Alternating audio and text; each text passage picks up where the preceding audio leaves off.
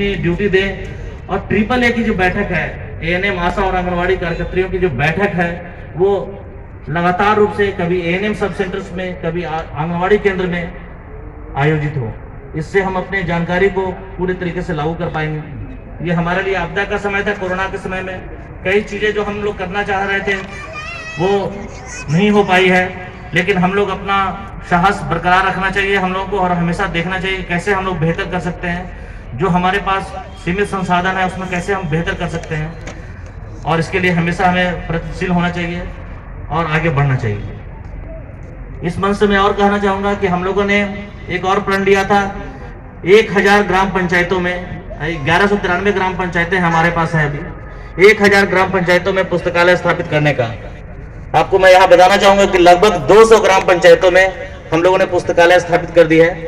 उसका डेटा भी हम लोग कलेक्ट कर रहे हैं, उसका भी एक अभियान हम लोग चलाएंगे यहाँ पे। और इस मंच से मैं कहना चाहूँगा कि जो भी बरेली के नागरिकगण हैं ग्रामीण, इसमें हम लोग बहुत जो उपयोगी पुस्तकें हैं और साहित्य की भी पुस्तकें और प्रतियोगिता की भी पुस्तकें उसको रख रहे हैं, महिला साहित्य भी रख रहे हैं, बच्चों के लिए भी साहित्य रख रहे हैं कि सभी वर्ग का जुड़ाव हो। न्यूज़पेपर भी उसमें हम लोग रखेंगे कि कहीं ना कहीं एक जुड़ाव हो और विकास की जो कार्यप्रणाली है, सरकार की जो योजनाएं हैं उसका कैसे लाभ उठाया जा सकता है, उसकी साहित्य भी रहेगी कि उसके बारे में जानकारी प्राप्त करके आगे बढ़ सकते हैं।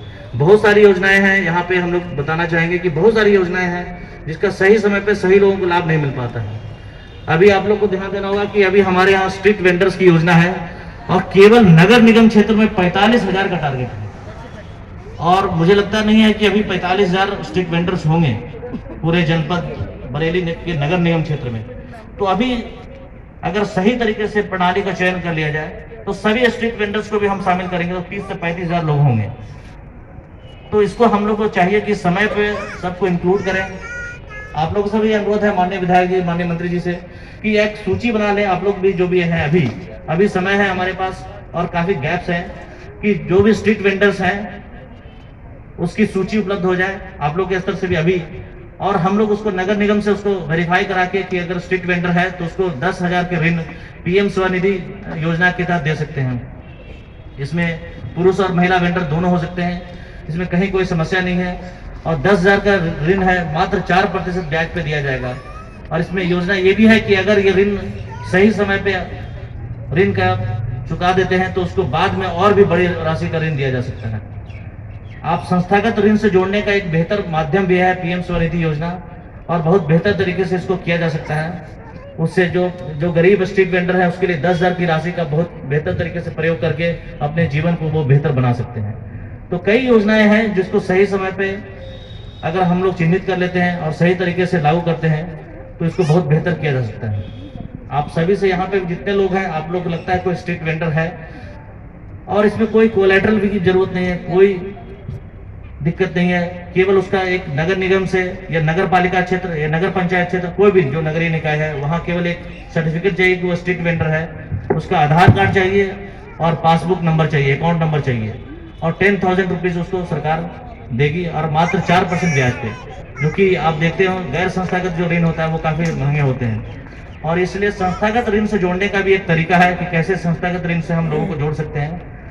पूरे बरेली जनपद में नगर निगम के अलावा हमारे नगरीय निकाय भी हैं, 19 नगरीय निकाय हैं, नगर पालिका और नगर पंचायत, उसमें भी हम लोग के पास लगभग 11,000 का टारगेट है। कुल मिलाकर 56,000 लगभग स्ट्रीट वेंडर्स हम कर सकते हैं। अगर देखा जाए तो 56,000 के परिवार के जीवन को हम लोग सही तरीके से अगर उस निधि का सही रूप से प्रयोग किया जाए तो हम लोग सुधार सकते हैं। कई लोगों के लिए 10,000 की राशि बहुत मायने नहीं रखती होगी, लेकिन जो अगर सक्षम हैं और जो मेहनत करना जानते हैं तो 10,000 की राशि का प्रयोग करके बहुत अच्छा कर सकते हैं। कोई रिक्शा खरीद सकता है, कोई ठेला खरीद सकता है, तो बहुत सारा चीज खरीद के अपने जीवन को बहुत बेहतर कर सकता है। तो हम लोग को एक अभियान चलाना चाहिए हर एक क्षेत्र में कि कैसे हम योजनाओं को सही वास्तविक धरातल पे प्रयोग करते हुए बहुत बेहतर करें।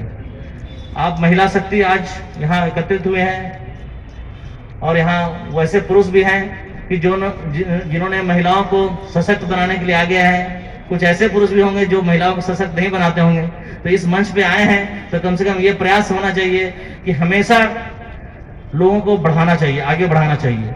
इससे केवल महिला का ही विकास नहीं होगा, पूरे समाज का एक समग्र विकास होगा। और जब एक व्यक्ति दूसरे व्यक्ति को आगे बढ़ाता है, पॉजिटिव एनर्जी से उसको आगे बढ़ाता है, तो पूरे समाज का भी विकास होता है। सबसे बड़ी शक्ति हमारी आंगनबाड़ी और पुलिस। एक बार सबके लिए जोरदार तालियां, जिससे कि आपके सहयोग की कहीं कमी ना रह जाए और ये जो अभियान हमारा और आपका है वो आगे तक जाए। वन स्टॉप सेंटर और बेटी बचाओ बेटी पढ़ाओ योजना या कन्या सुमंगला योजना हो, विधवा पेंशन हो या पॉक्सो एक्ट के क्रियान्वयन में सहायता करनी हो, बच्चों को एक हम अपना संरक्षण देने के लिए प्रतिबद्ध हैं। मैं शपथ लेता हूँ लेती हूँ सदैव बालिकाओं व महिलाओं का सम्मान करूंगी और उनके अधिकारों की सुरक्षा करूंगी मैं प्रत्यक्ष अथवा परोक्ष रूप से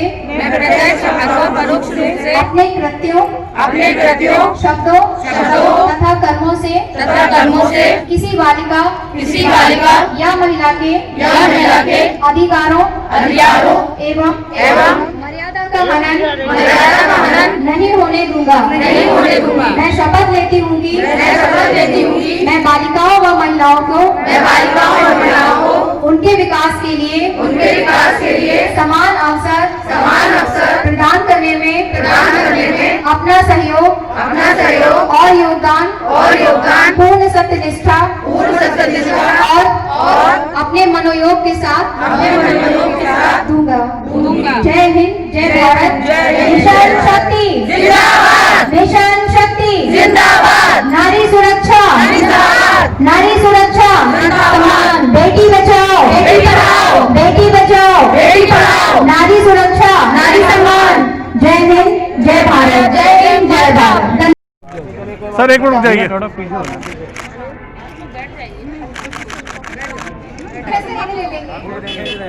चलिए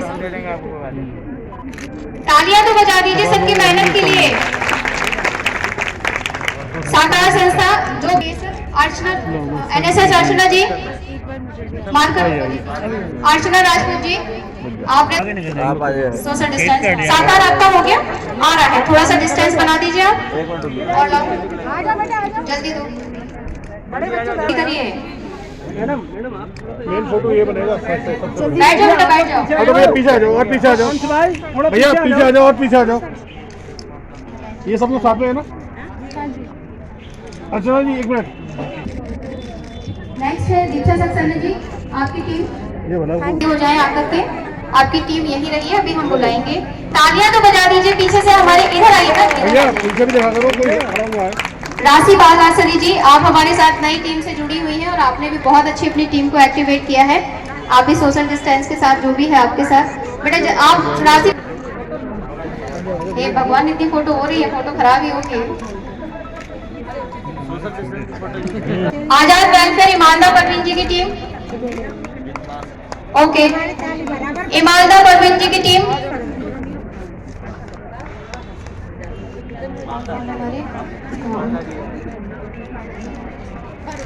हमारे पास साइन किए हुए हैं। हमारे अतिथियों को हम विदा करके आपको इसी मंच से प्रदान करेंगे। सबके नाम से बने हुए हैं और प्रशासन भी पूरा सक्रिय है और वास्तव में इस प्रोत्साहन की आवश्यकता है। आज आवश्यकता यह है कि घर घर हम इसका एक कायदे से प्रचार करें, उसका लाभ सब।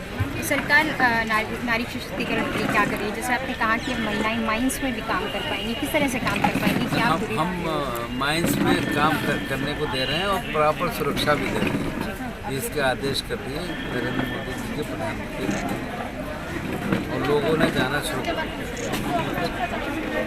मैं चित्रा जौहरी सजन NGO में प्रधान हूँ और मैंने ये जो यूपी जी द्वारा किया हुआ ये जो पूरा संचालन है ये बहुत अच्छा लगा और मैं ये चाहती हूँ कि वाकई में हर महिला जो है उसके ऊपर ये सारे वो अपने सारे परेशानियों को हर उसको प्रताड़ना को भूल करके एकता में आ जाए और अपनी सारी समस्याओं को सबको बताए और सारे ये जो नंबर हैं इन्हें अपने उसमें नोट कर ले और नोट करके जहाँ जहाँ भी उसे जो भी नंबर मिल जाए उस नंबर पे वो फ़ोन करके अपने लिए सहायता ले सकता है, क्योंकि नारी सम्मान ही हमारे भारत का विशेष उद्देश्य है।